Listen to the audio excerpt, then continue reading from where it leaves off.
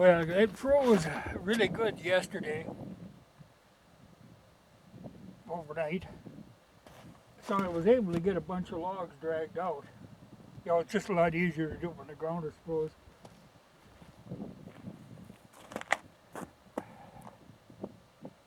But I thought I'd explain what I'm doing here. One of the logs that I had was 30-some feet long. Well, what I need is like 20 footers or 21 footers.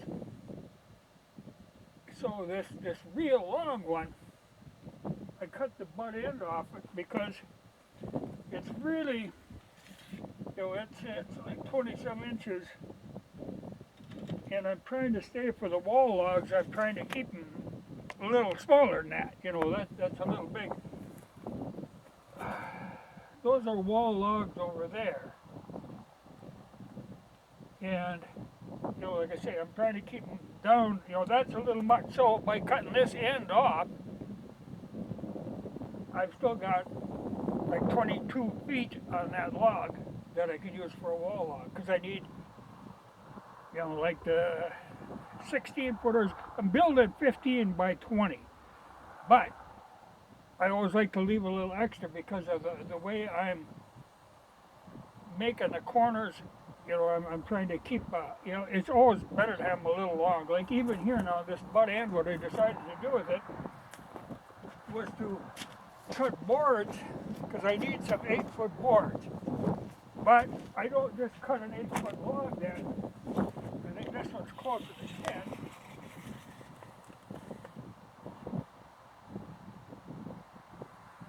Yeah, 10 on the nose. But I only really need 8. But it's just better to cut a little longer.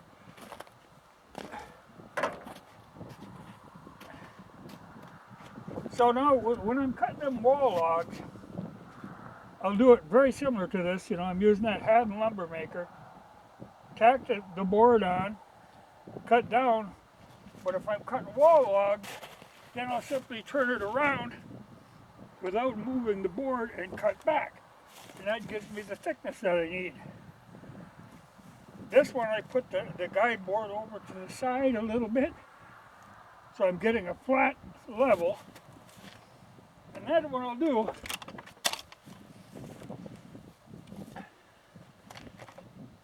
I'll take this guide board off, flip it down on the side, put the guide board on and cut. So I've got,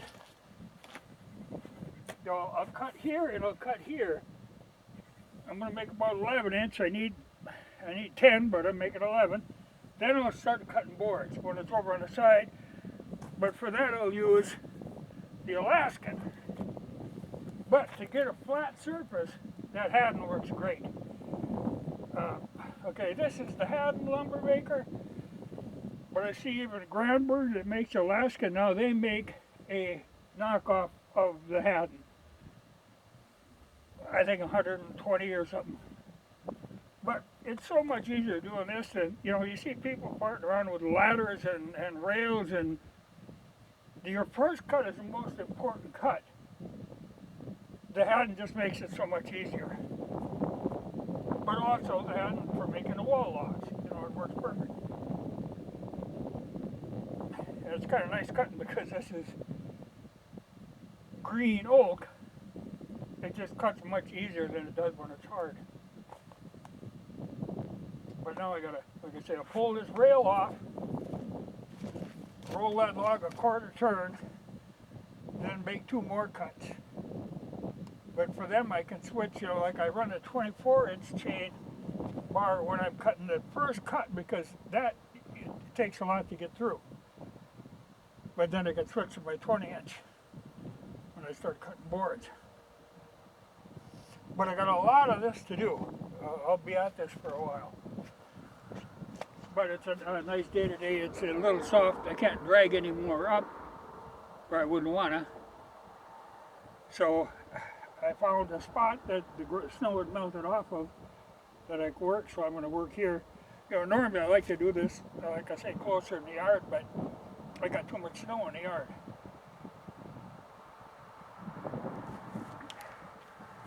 But there will be a lot of this, but I won't be videoing it. You know, maybe next when I cut another wall log or something, or even when I get this flipped over and start cutting the boards, I'll maybe show you when the boards are done. But I just want to explain that, you know, nail that guide board down, and I've been using these same guide boards. I got two of them, because on the real long I end up having to butt two of them together to get them. But that works really well. And now I've got, you know, a perfectly flat surface that the Alaskan can run on, because that's it. With the Alaskan, you have to have a flat surface. Now by turning this on the side, cutting two more flats on it, and then I could just peel them off. So it works really well. But I got a lot of work to do, and I think I might have to get the tractor over here to lift it, to turn it, because I'm afraid I might tumble it off of my blocks.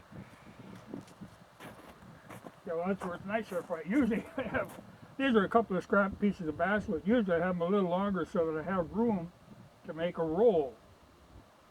I'm a little touchy on this one. But if I take the tractor, I can roll it that way, because they're ungodly heavy. But nice wood. I got, you know, like I say, I got a whole pile of them over here. But I got more to haul out of there. But yeah, that's where I need it to be froze. Because this long one, it was, you know, like 32 feet long and big. I would have never got that out of there if it wouldn't have been froze. I barely got it out anyway. You know, it was all the tractor would do, because I got to come up that hill. But I can make some really nice boards out of this. But like I say, I'm looking for 10 inches wide, but I'll cut them at 11. I'm looking for a 1-inch board, but I'll cut them like 1 inch and 1/8. Allow for a little shrinkage. But with green wood, then you cut them, you got to stack them, space them and stack them so that they dry without warping. And even like when I cut the wall logs, as soon as you cut them, I have to put pine tar in the ends to keep them from checking, but that's also why I always cut them a little long, because in case you get checking, it's going to be right on the end. You know, that helps.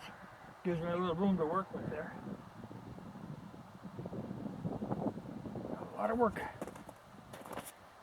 But, going good.